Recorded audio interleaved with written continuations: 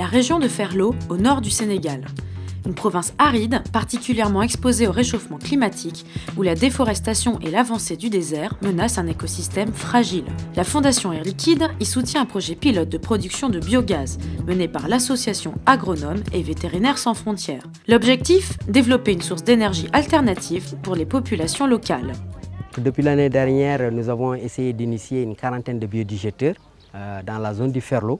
Donc Air Liquide nous a appuyé pour mettre 8 biodigesteurs en plus.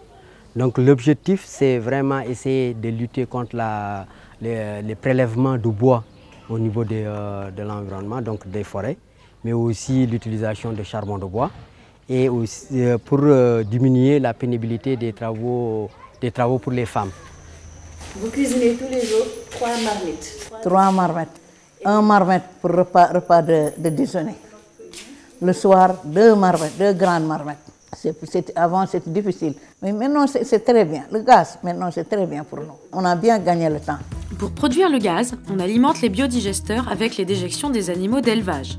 Une solution simple qui permet de préserver les ressources naturelles. Ce qui nous a immédiatement séduit dans cette micro-initiative, c'est que modestement, mais avec des effets immédiats, elle permet une augmentation du bien-être de ces familles en passant moins de temps à préparer les repas, en utilisant moins de bois. Et puis on peut ensuite imaginer un cercle vertueux de développement, puisque les personnes effectivement qui passent moins de temps aux tâches ménagères peuvent l'utiliser à faire d'autres choses. Si les biodigesteurs améliorent le quotidien des familles, ils contribuent également à réduire les maladies respiratoires liées à la pollution intérieure. Les biodigesteurs représentent aussi une opportunité pour les entreprises locales. J'ai fait la teinture, j'ai fait un peu l'élevage. Avant, on achetait beaucoup de bois, beaucoup de charbon. Tu prends du temps pour boire et tout ça. Moi, j'ai dépensé 150 000 de charbon chaque mois. Mais maintenant, avec le biodigesteur, vous espérez une économie de combien? De 50 pour le début. Pour le début, parce qu'on vient de commencer. Et à la suite, peut-être 0, de ne pas acheter le charbon. Aujourd'hui, en termes aussi de bénéfices monétaires, donc ça fait des rentrées d'argent, ça fait économiser de l'argent.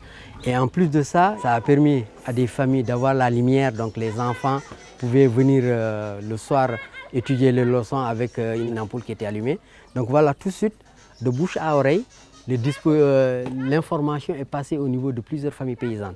Donc aujourd'hui, nous sommes vraiment envahis par des demandes. Un projet de préservation de l'environnement, mais surtout un levier de développement social et économique pour les communautés rurales du Ferlo. Une expérience qui fonctionne, une expérience qui attire les personnes environnantes, qui fait parler d'elle et qui donne envie d'aller plus loin pour développer cette expérience et installer encore plus de biodigesteurs dans la région de Richard Toll.